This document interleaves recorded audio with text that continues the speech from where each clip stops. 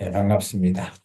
오늘은 우리가 지난 시간에 노아 이후, 그렇죠? 홍수 사건 이후에 노아의 세 아들들이 흩어지게 됐죠. 그리고 우리가 좀 집중해 봐야 될 사람이 바로 함의 쿠스의 아들인 니무롯에 대해서 우리가 살펴봤습니다. 니무롯이 세웠던 나라 바벨론에 대해서 우리가 지난주 살펴봤습니다. 노아의 아들들이 그저 바벨론 이 니무롯의 나라 이후에 퍼지게 되는데 오늘 이런 니무롯의 길을 갈 것인가? 그죠? 아니면 오늘 또 다른 한 명을 택하죠. 그게 바로 셈의 족보, 셈의 아들들 중에 오늘 아브람을 택합니다. 그래서 오늘 두 가지의 족보가 있는데 오늘은 우리가 그때 지난주 창세기 11장 우리가 9절까지 읽었습니다. 그래서 오늘은 창세기 11장 10절부터 말씀을 한번 같이 읽어봅니다.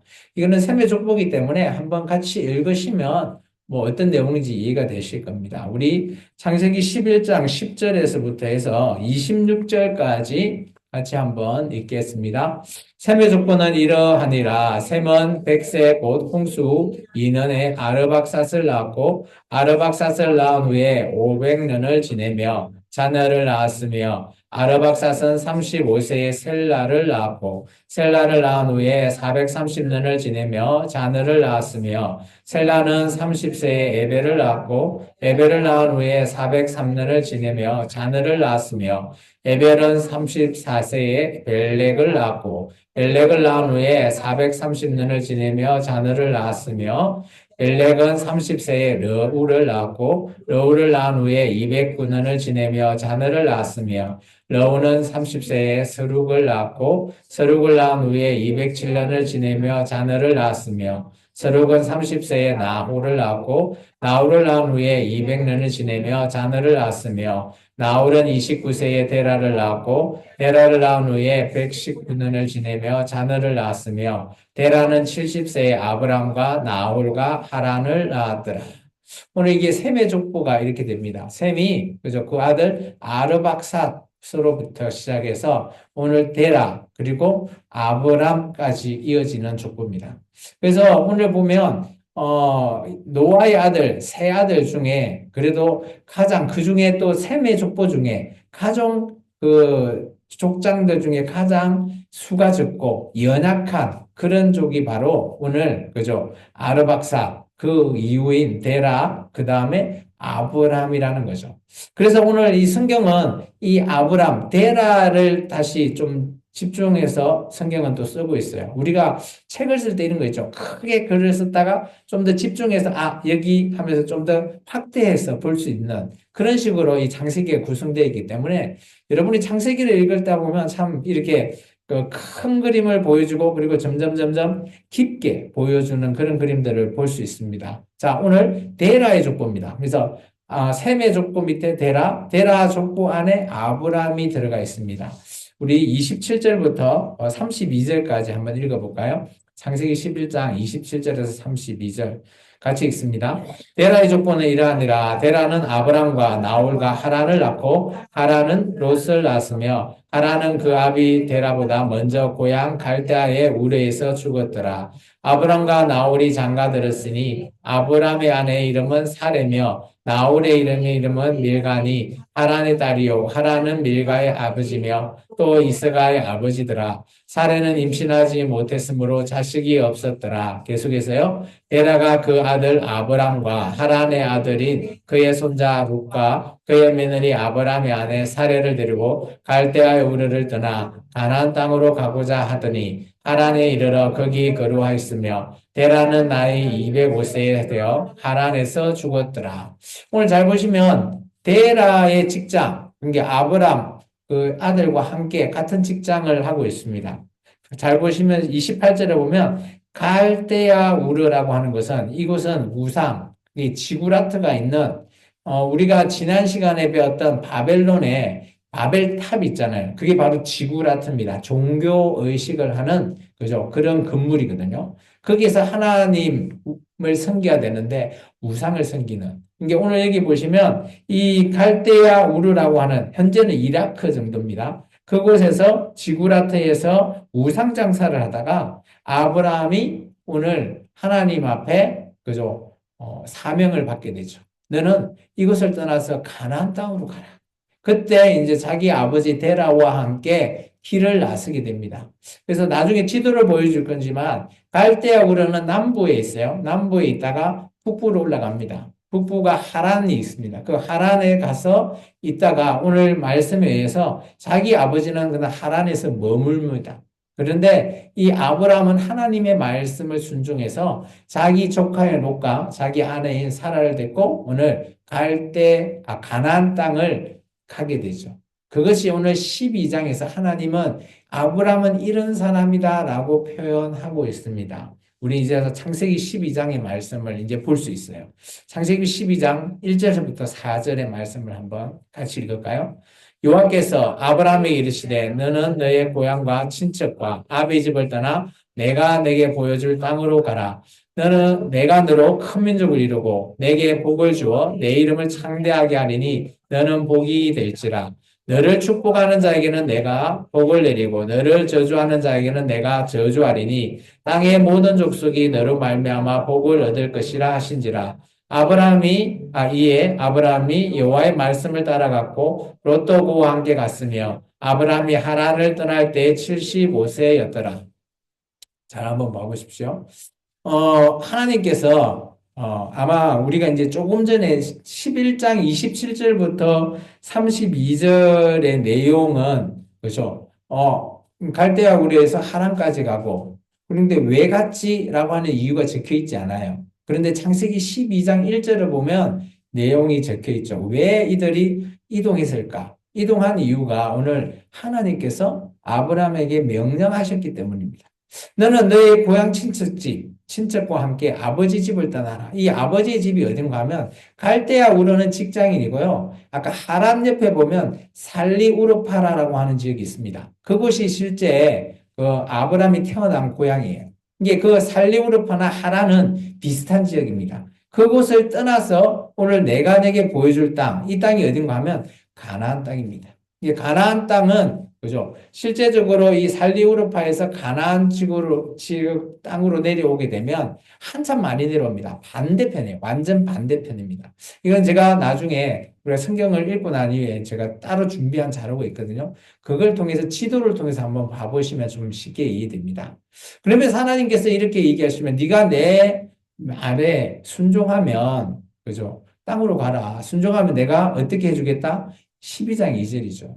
그죠? 너로 큰 민족을 이루고 내게 복을 주고 내 이름을 창대하게 할 거다. 너는 복이 된다. 라는 뜻이 있습니다. 이게 복이라는 것은 그죠? 바라크입니다. 바라크는 무릎을 꿇고 하나님 앞에 경외하는 겁니다. 그리고 뒤에 복이 된다라는 것은 바라크의 복수행, 베라크입니다.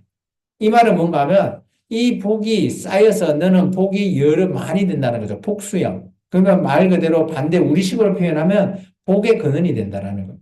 그래서 하나님께서 아브라함에게 이런 명령을 했을 때 네가 내 말에 잘 순종하면 너는 복의 근원이 될 거다. 그리고 네가 지금 그죠? 그쪽에서 내 고향 친척 집에서 떠났을 때 지금 3명이잖아요. 아내, 자기, 그리고 조카 롯. 3명이지만 이게 어떻게 된다고요? 어마어마하게 큰 민족을 이루게 해주겠다라는 겁니다. 근데 이 말이 12장 1절에 나오는 1절과 2절에 나오는 게 끝이다? 아니요. 계속해서 하나님은 언급하십니다. 이 부분을. 바다의 모래같이 하늘의 별같이 많게 이루게 해주겠다라는 그 말이 계속해서 반복되는 거죠. 하나님께서는 우리에게 이렇게 그죠?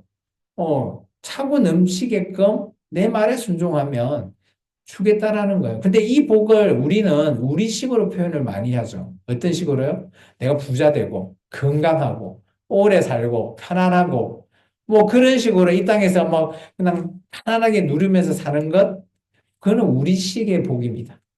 절대 성경은 그런 식으로 우리식의 복을 말하고 있지 않습니다. 아브라함의 일생을 나중에 우리가 계속해서 따라갈 건데 아브라함의 일생을 봐보면 쉽지 않습니다. 그죠? 쉽게 말해서 우리나라에서 떠나서 저 미국이나 뭐 아니면 아프리카로 선교사로 가는 거예요. 가서 그곳에서 그죠? 머물러서 사는 거예요. 그러면서 그쪽의 민족과 함께 다투지도 않고 그곳에서 뭐 여러 가지 자기의 일을 하면서 살아가라는 거죠. 이게 아브라함이 어떻게 보면 우리에게 있어서 최초의 선교사입니다. 선교사. 그렇기 때문에 우리나라를 떠나서 타지에서 그렇게 살 수 있게끔.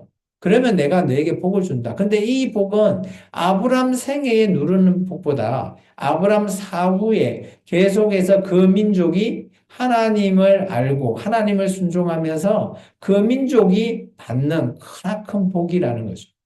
쉽게 말하면 인간 아브람보다 아브람이 하나님의 말씀을 순종했기에 아브람의 후손 씨로 말미암아 하나님께서 복을 준비해 놓은 겁니다. 그게 창세기에 등장하는 12장부터 50장 어마어마한 분량의 아브람, 그의 아들 이삭, 그리고 야곱, 요셉으로 흘러가는 어마어마한 일대기의 그런 내용들이 우리에게 창세기로 남겨져 있다는 거예요.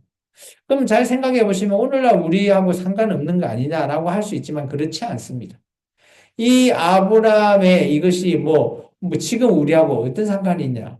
이것은 잘 보시면 아브라함은 하나님의 말씀을 믿고 순종했다라는 것입니다. 오늘 우리가 하나님의 말씀을 믿고 순종한다라는 의미와 동일하다는 거예요. 그래서 우리가 아브라함을 믿음의 조상이라고 우리가 말합니다.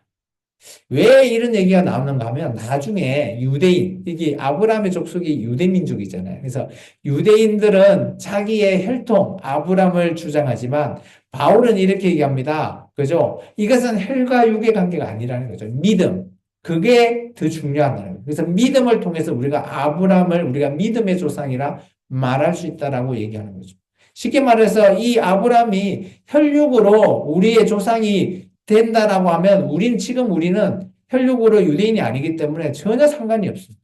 배울 이유가 없죠. 그런데 오늘 이 아브라함은 그죠? 신약 성경에 곳곳에 등장합니다. 그리고 다 믿음의 본이 되고 믿음의 조상이 됨으로 해서 우리에게 그죠? 믿음의 조상으로서 딱 서 있는 그런 자가 바로 아브라함이라는 거죠. 그래서 우리가 아브라함의 일대기를 우리가 꼭 봐야 될 필요가 있습니다. 계속해서 우리 한번 읽어볼까요? 5절에부터 8절입니다. 아브람이 이제 가나안 땅에 가고 나서 어떤 일을 먼저 했는지를 우리가 살펴봅니다. 5절입니다. 아브라함이 그의 아내 사레와 조카 롯과 하란에서 모은 모든 소유와 어떤 사람들을 이끌고 가나안 땅으로 가려고 떠나서 마침내 가나안 땅에 들어갔더라. 아브라함이 그 땅을 지나 세겜 땅 모래 상수리 연합에 이르니 그때 가나안 사람이 그 땅에 거주하였더라. 여호와께서 아브라함에게 나타나 이르시되 내가 이 땅을 내 자손에게 주리라 하신지라. 자기에게 나타나신 여호와께 그가 그곳을 제단을 쌓고 거기서 베델 동쪽 산으로 옮겨 장막을 치니 서쪽에 베델이요 동쪽은 아이라. 그가 그곳에서 여호와께 제단을 쌓고 여호와의 이름을 부르더니. 여기까지요. 잘 보시면 이제 가나안 땅의 조카 롯과 아내와 그리고 아마 자기의 종들과 함께 떠났을 겁니다. 소유가 되는 사람들. 얼마가 되는지 성경은 기록하고 있지 않아요. 나중에 이제 자기의 용사를 키우는데 그런 용사는 뭐 따로 수가 있는데 그보다 한번 더 많았을 것 같습니다. 어쨌든 간에 가장 먼저 도착한 가나안 땅이 세겜이라는 겁니다. 이 세겜이라고 하는 지역은 참 중요해요. 그리고 세겜은 구약 성경에 많이 등장합니다. 나중에 모세 때도 그죠? 너희가 여호수아한테 얘기하죠. 가나안 땅에 들어가면 그리고 세겜에 가서 복과 저주를 선포해라고 하는 그것도 세겜이고요. 또 누구야? 누구죠? 그 이삭의 아들 야곱이 자기 그 외갓집에 갈 때도 세겜이라는 곳에 베델과 세겜을 거쳐가게 되고 어쨌든 간에 세겜은 가나안 땅에 들어갔을 때 참 중요한 그런 요충지 중에 한 것입니다. 그런데 이곳에 갔을 때 아브라함이 가장 먼저 한 곳이 뭐예요? 오늘 세겜에 갔다가 그 옆에 베델이라는 곳에서 오늘 제단을 쌓았답니다. 그죠? 제단을 쌓는데 그때 여호와께 제단을 쌓았다라고 얘기합니다. 이 제단을 쌓는다는 것은 하나님 앞에 제사했다라고 보시면 됩니다. 우리식으로 보면 하나님께 예배 드렸다라는 식으로 표현을 하면 뭐 크게 다르지 않을 거라 봅니다. 우리 계속해서 우리가 성경 말씀을 좀 읽어볼까요? 그리고 나서 어떻게 또 아브라함이 여정이 흘러갔는지 9절부터 읽어보겠습니다. 점점 남방으로 옮겨갔더라. 그 땅에 기근이 들었으므로 아브라함이 애굽에 거류하려고 그리로 내려갔더니 이는 그 땅에 기근이 심하였습니다. 그가 애굽에 가까이 이르렀을 때 그의 아내 사라에게 말하되 내가 알기에 그대는 아리따운 여인이라. 애굽 사람이 그대 볼 때에 이르기를 이는 그의 아내라 하여 나를 죽이고 그대는 살리니 원하건대 그대는 나의 누이라 하라. 그러면 내가 그대로 말미암아 안전하고 내 목숨이 그대로 말미암아 보존되리라 하니라. 잠깐만요. 이 12절의 말이 이해가 안 될 수 있죠. 그죠? 아내인데 왜 누이라 하나? 근데 실제 이복 누이가 맞습니다. 근데 왜 애굽에 내려갔을 때 이런 얘기를 할까요? 이 당시에는 그죠? 지금 우리 식과 좀 달라요. 이 당시에는 그죠? 왕이랑 이런 애국 왕이 봤을 때 아름다운 여인이 있으면 그죠? 그 남편을 죽여버리면 그냥 자기 소유물로 가져갈 수 있습니다. 그런데 반대로 누이라고 하면 그죠? 어때요? 그 오빠니까 오빠한테 결혼을 하게 되면 그죠? 결혼 지참금이나 이런 걸 챙겨줘야 돼요. 그래서 오늘 나의 생명을 살린다라고 하는 이 말이 그런 의미가 담겨져 있어요. 이게 지금 우리 식으로는 이해가 안 되지만 이 당시의 시대, 애굽, 이집트나 이런 족장 시대를 보면 그런 거죠. 그래서 뭐 부부 관계 있을 때 저 여자가 마음에 들면 그냥 우리 미국 같은 경우는 서부 시대 때 총싸움 이런 거 하잖아요. 결투를 해서 여자를 나가 뺏어갈 때 결투해서 죽이고 데리고 가듯이 좀 지금식으로 보면 너무 좀 무식해 보이긴 하지만 이 당시는 이랬다라는 거죠. 어쨌든 간에 그래서 아브라함이 그죠? 참 이게 아브라함의 꾀라고도 볼 수 있지만 아브라함의 단점, 오점일 수 있습니다. 이게 오점이죠. 그래서 인간은 누구나 장점도 있는 반면에 단점도 있어요. 이게 이 모든 것들을 모면하기 위해서 아브라함이 이런 방법을 채택했어요. 그런데 잘 보시면 아브라함이 내려가서 하나님 앞에 물어보았다라고 말한 적은 없어요. 이게 하나님께 물어보지 않고 자기의 뜻대로 이 일을 행한 거죠. 그러면서 그 바로 애굽에 있는 파라오, 이게 바로라고 성경에 되어 있습니다. 바로에게 오늘 눈에 띈 거죠. 너무 예뻐서. 이게 사례가 보면 얼마나 예뻤는지 조금 눈치챌 수 있어요. 그래서 계속해서 한번 읽어볼까요? 14절부터 20절까지 쭉 읽겠습니다. 아브라함이 애굽에 이르렀을 때 애굽 사람들이 그 여인이 심히 아리따움을 보았고 바로의 고관들이 그를 보고 바로 앞에 칭찬함으로 그 여인을 바로의 궁으로 이끌어 들인지라. 이에 바로가 그로 말미암아 아브라함을 후대함으로 아브라함이 양과 소와 노비와 암수 나귀와 낙타를 얻었더라. 이게 결혼 지참금이에요. 계속해서요. 여호와께서 아브라함의 아내 사레의 일로 바로와 그 집에 큰 재앙을 내리신지라. 바로가 아브라함을 불러서 이르되 내가 어찌하여 나에게 이렇게 행하였느냐? 내가 어찌하여 그를 내 아내라고 내게 말하지 아니하였느냐? 내가 어찌 그를 누이라 하여 내가 그를 데려다가 아내를 삼게 하였느냐? 내 아내가 여기 있으니 이제 데려가라 하고 바로가 사람들을 그의 일에 명하매 그들이 함께 그 아내와 그의 모든 소유를 보내었더라. 이게 추방한 거죠. 쫓아낸 겁니다. 이 사례가 얼마나 미인인지 보이죠? 그죠? 여기 보시면, 그죠? 바로의 고관들, 그죠? 그들이 이 사례가 너무 심히 아름다웠더라. 이런 표현을 쓰잖아요. 얼마나 예뻤는지 저도 좀 사례를 한번 보고 싶어요. 어쨌든 간에 바로에게 칭찬한 게 바로가 그들을 데려온 거죠. 이런 걸 보면, 아브라함이, 그죠? 힘이 너무 없긴 하지만 또 그런 사례의 아름다움을 보고 자기가 지금 뭐 계속해서 조금, 애국까지 내려가게 되면 그 애국에서 그래도, 이런 생활을, 모면하는 그런 부분도 좀 볼 수 있습니다.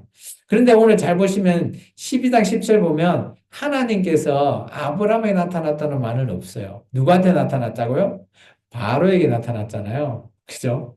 하나님께서 바로와 그 큰 집의 재앙을 내렸죠. 그러면 아마 바로에게 하나님께서 나타나실 겁니다. 그리고 이러한 일을 말했겠죠. 근데 성경은 기록하고 있지 않지만 왜 그걸 알 수 있는가 하면 이 다음 절 보면 바로가 아브라함을 불러서 네가 어찌하여 나에게 이렇게 행했냐라는 표현이 있잖아요.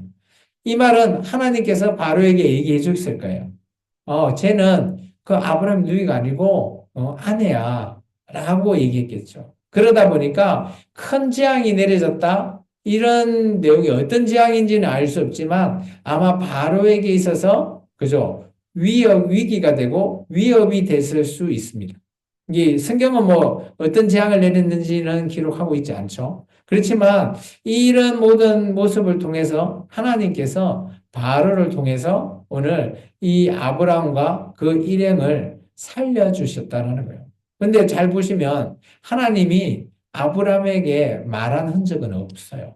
그죠? 이런 걸 보면 아브라함도 하나님 앞에 물론 말씀을 듣고 순종하고 행한 것은 우리가 알 수 있는데 또 아브라함은 아브라함 나름대로 또 열심히 자기의 꾀를 내서 또 이렇게 했다라는 거죠. 근데 우리가 여기서 조금 이 아브라함과 그의 아내에 대한 이 장면에서 제가 여러분한테 말하고 싶은 건 이거예요. 우리가 하나님의 사람이면 뭐 가장 좋은 것은 하나님 앞에 모든 문제가 있으면 물어본다. 그게 가장 좋은 것 같고요. 그러지 않고 내 뜻대로 행하지만 오늘 잘 보시면 아브라함을 도와주시는 분이 뒤에 있는 게 보이시죠? 그게 바로 하나님이 도와준다라는.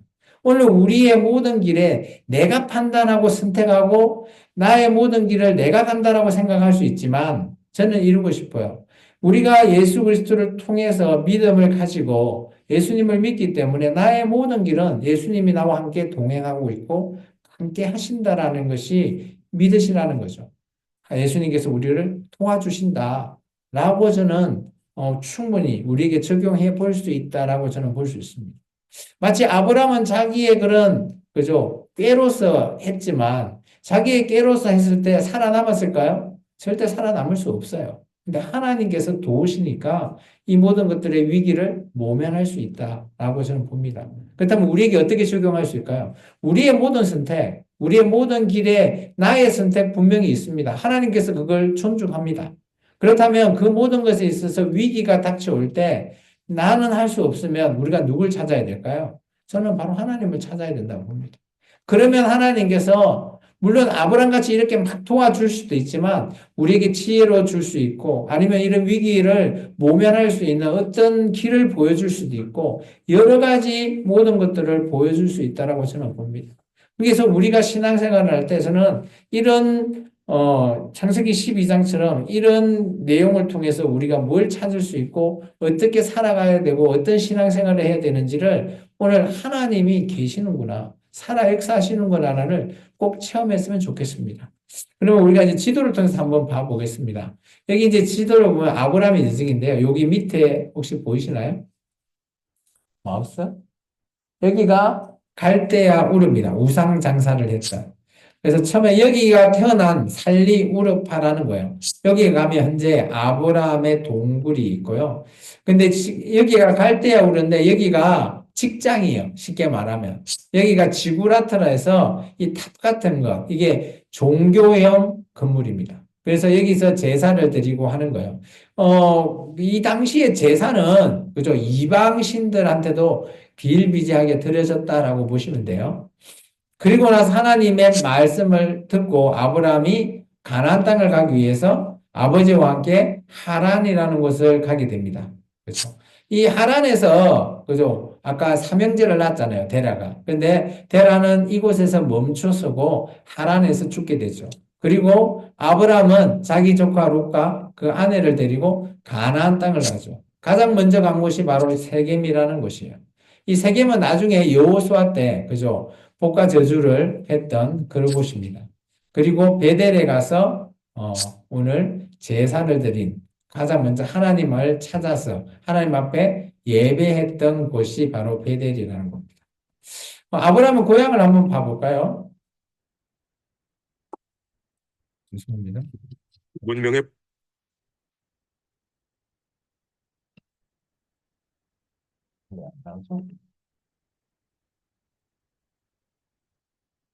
지금 보시고 있는 이 모습이 산리 우르파. 아마 우리에게는 이 기독교 세계에는 에데사라고 알려진 중방 최대의 도시였던 이 산리 우르파는 지금도 인구 200만이 넘는 터키 동남부의 최대 도시인데 한번 성취를 보세요. 굉장히 지금까지 터키에 전무했던 도시가 바로 이 산리 우르파고요. 특히 이 산리 우르파는 이미 1만 년 전 신석기 시대 때의 사람이 거주했던 선사시대 유적지이기도 해요. 그만큼 이 유프라테스 강 동쪽 80km 지점에 위치한 최대의 도시인데 이곳에 바로 선사시대에 이렇게 유적이 있고요. 이곳에서 사람 크기의 이렇게 이제 그 인형 같은 것이 발견이 되면서 이 우르파인이라고 이름을 붙여질 정도로 이 산리 우르파는 그 역사가 굉장히 오래된, 그리고 지금까지도 사실 이게 놀라운 거는 지금 저 터키나 이런 지역에 가면 아직도 유적이 있다라는 거죠. 그리고 이제 두 번째 보면 우리가 가장 먼저 가서 네, 문명의 발상지 메소포타미아의 중심 도시이자 성경 속 아브라함이 약속의 땅으로 가던 중 머물렀던 곳 하란. 하란이라는 곳인데요. 그래서 하란은 고대에서부터 현대에 이르기까지 중요한 곳으로 여겨지는 곳 중 하나인데요. 고대에는 전략적 요충지로, 성경에는 약속의 땅을 가기 위한 관문으로, 현대에는 고고하게 산실로 수천 년의 역사를 간직한 곳. 성지가 좋다. 오늘 하란 유적지가 을 하란에 안내합니다. 있습니다. 동영상이 좀 길고요. 이제 아랍 문화권이라 저렇게 터반을 씌워주고 요게요. 이 경우도 한번 가볼게요. 하란에 보면 또 드넓은 이 들에서 농토에서 전형적인 이 우물하게 되면 구조를 이 구조 이렇게 있죠. 보고 계십니다.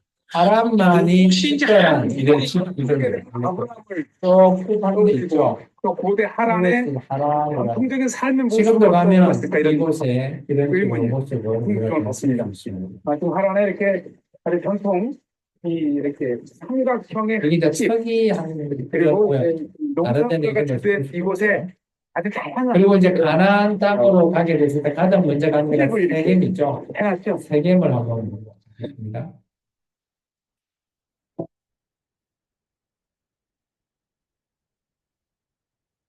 여기 이제 세겜에도 유적지가 있고요. 그리고 그 외에는 이제 지금도 세겜에는 도시가 있어요. 세겜이라는 것은 나중에 우리가 성경에서 보면 많이 등장하는 곳이고 효과저주를 했던 그리심산과 에발산이 되는 곳이 바로 세겜입니다. 그리고 가장 먼저 여호수아가 가나안 땅에 가서서 우리가 잘 알고 있는 여리고성, 아이성, 그쳐서 세겜을 가게 됩니다. 그 간 이유는 모세가 여호수아에게 효과적으로 먼저 달라고 하는 부탁 때문에 가장 먼저 간 것이 바로 그 세겜입니다. 뭐 이런 것들은 이상해서 많은